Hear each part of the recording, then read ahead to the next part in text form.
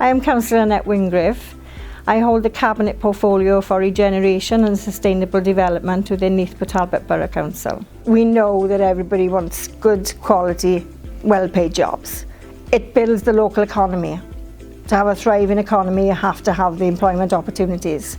We need businesses to come forward and tell us what skills we need to be training people up with, what posts they're looking for, what opportunities they've got for young people for apprenticeships. We would also look at transport, how to get people from the valleys down to the town centres to work, and vice versa, and also job opportunities in the valleys, because it is difficult with travel.